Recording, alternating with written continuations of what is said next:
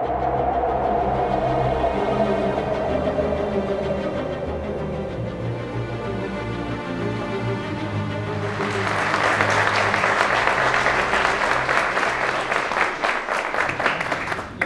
días. Para un niño santiaguino que vivía la aventura a través de los libros y los primeros documentales sobre el mundo submarino, haber podido descender a la fosa de Atacama a más de 8.000 metros, indudablemente ha sido la aventura de mi vida. Y poder visitar este lugar tan extremo, donde una placa tectónica, la placa de Nazca, se hunde bajo la placa sudamericana. Y este fenómeno geológico es lo que esculpe nuestra geografía, la cordillera de los Andes, los volcanes. Pero además es allí abajo, en estas profundidades, donde se generan los grandes terremotos y los tsunamis. Es el Hades, por el dios griego del inframundo, la zona hadal, como le llamamos los oceanógrafos. Es un mundo muy frío, menos de 2 grados Celsius, oscuro, no llega nada de luz solar, excepto a veces por los destellos de pequeños organismos que tienen bioluminiscencia y son destellos que pasan, por ejemplo, cuando uno va bajando a través de la ventanilla. Por lo tanto, indudablemente poder llegar a ese mundo, ¿cierto? Y poder mirar con los propios ojos es indudablemente una aventura extrema. Ahora, la nave en que uno desciende no tiene ninguna conexión física con la nave nodriza. Y por lo tanto, cualquier problema que uno tenga abajo a esas profundidades, no existe un vehículo ni un procedimiento para poder ir en rescate. ¿Ya? Pero indudablemente el riesgo más grande en esto es el de la implosión. A 8.000 metros de profundidad hay del orden de 800 atmósferas, es decir, una presión hidrostática 800 veces más grande que la que existe en superficie. ¿Ya? Entonces, tuve la suerte de poder participar en la primera expedición que se hizo a la fosa de Atacama el año 2022. Hoy día existen solamente 2 sumergibles que pueden llegar a las máximas profundidades del océano. Uno de ellos, que se llamaba el Limiting Factor, que fue mandado construir por un empresario y explorador estadounidense, Víctor Vescovo, que se planteó descender a los 5 océanos del mundo al lugar más profundo, partiendo obviamente por la fosa de las Marianas, que tiene 11.000 metros en el Pacífico noroccidental. Después de visitar estos 5 lugares, decidió cruzar el Pacífico Sur y venir a Chile. Nosotros veníamos trabajando del año 2018 en la fosa de Atacama, nos contactó y nos invitó a participar y en particular a poder descender a los 8.000 metros de profundidad. El corazón de las naves para poder descender es una esfera de titanio casi perfecta, al milímetro, pulida, que es la que puede resistir las presiones por la forma que tiene y está cubierta, como ustedes lo pueden apreciar, además por una cubierta donde dentro van las baterías, los motores, las cámaras, todos los artefactos e instrumentos que hacen que esta nave pueda pueda bajar y pueda registrar videos y tomar algunas observaciones. La cápsula es de 1,80 m de diámetro, es más o menos, ustedes se pueden imaginar, donde en el caso del Limiting Factor van 2 personas. Mientras uno va navegando, lo hacen entrar por la escotilla para hacerle una inducción y uno ya en esos momentos es bastante estresante. Ahí el que tiene claustrofobia o miedo al pánico llegó hasta ahí, de hecho nos pasó a bordo y no hay una segunda oportunidad, ¿ya? Entonces hay una inducción, a uno se incorpora en la nave y le dan todo el procedimiento mostrándole los distintos instrumentos y todo el procedimiento de navegación y además los de seguridad, por ejemplo una máscara de humo por si acaso hay un incendio, y también lo que recuerdo es que yo tenía que hacer X-ray, X-ray, X-ray. Eso era en caso de que el piloto se desmayara y yo había que comunicar entonces a superficie al buque que teníamos un problema. La preparación, en este caso, era que había que deshidratarse y hacer ayuno desde el día anterior, porque esta pequeña nave no lleva baño y por lo tanto había que estar 10 horas sin justamente poder hacer estas necesidades tan humanas, ¿ya? Entonces esa fue una de las preparaciones. Uno comienza a descender, se levanta temprano, comienza la inmersión y rápidamente a los minutos desaparece la luz solar y empieza a bajar entonces hacia el fondo por caída libre. Uno puede mirar con la escotilla, lo que ve es la oscuridad absoluta, excepto por estos destellos que ya les contaba.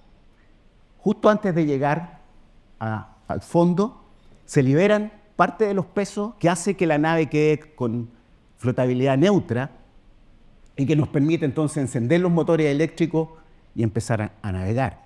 Pero justo en ese momento pasa lo más increíble, que es que se prenden los focos y uno por primera vez entonces puede mirar lo que hay en el fondo de la fosa de Atacama.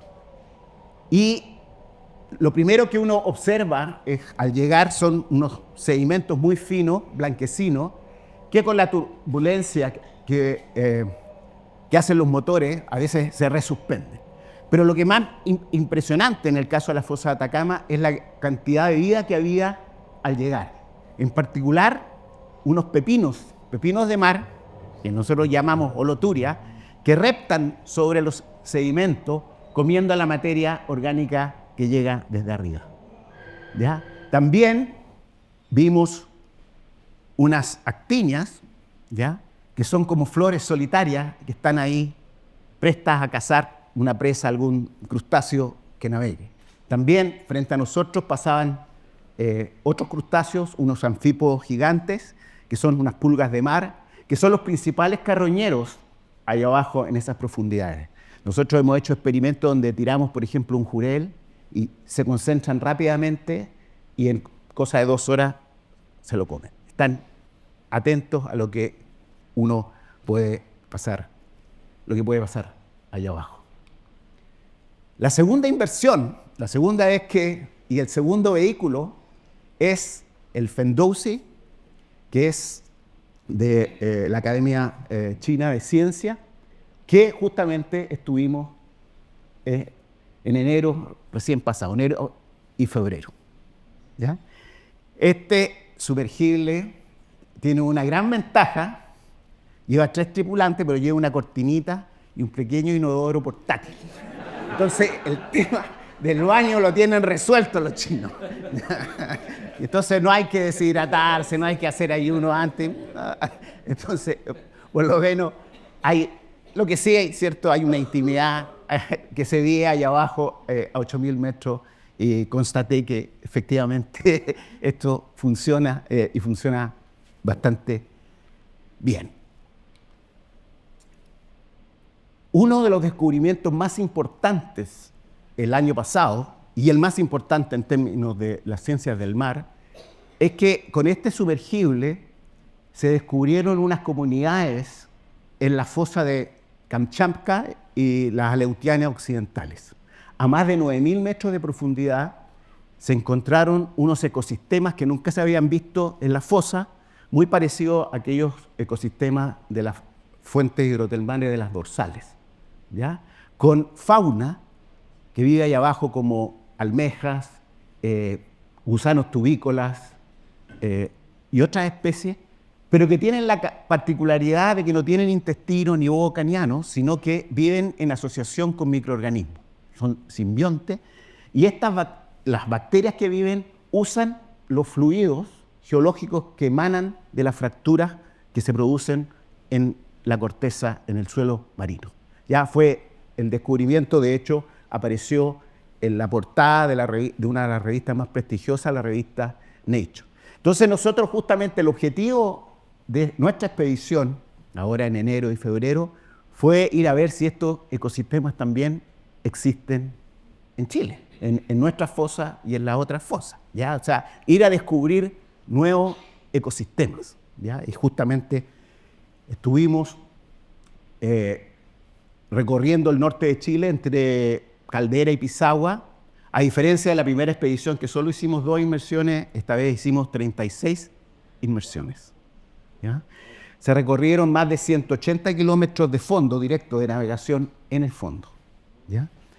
Otro de los hitos más importantes fue que la primera mujer en descender a la fosa de Atacama fue una chilena, Valeria Cortés, una geofísica joven que justamente está estudiando los procesos que ocurren cuando estas dos placas chocan.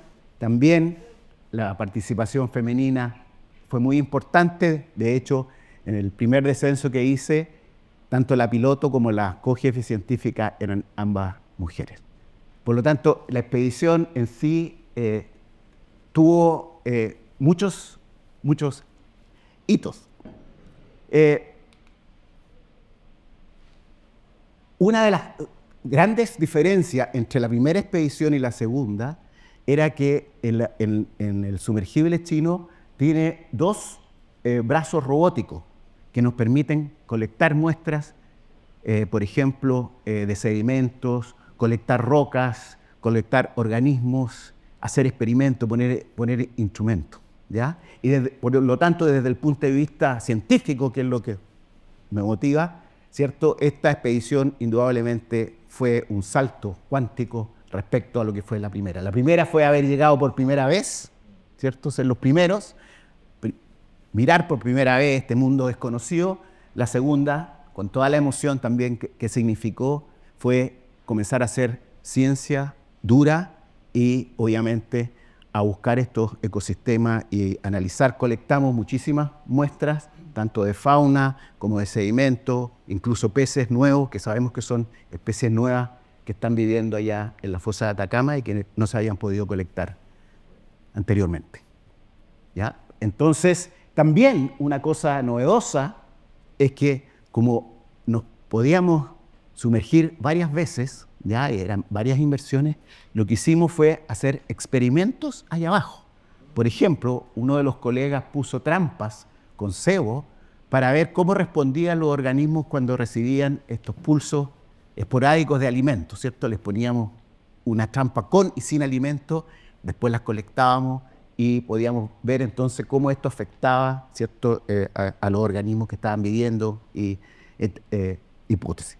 Por lo tanto, hoy día el desarrollo tecnológico y la colaboración internacional nos han abierto una puerta tremenda para poder explorar y estudiar científicamente, ¿cierto?, la última frontera oceánica de nuestro planeta, como es la fosa de Atacama, ¿ya? Y quiero dejarlo con estas últimas palabras. El futuro está en manos de quienes exploran y de toda la belleza que descubren al cruzar las fronteras que se alejan perpetuamente, desarrollan para la naturaleza y para la humanidad un amor infinito. Muchas gracias.